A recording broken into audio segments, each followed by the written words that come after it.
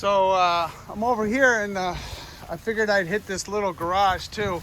And this is how nice siding can come out.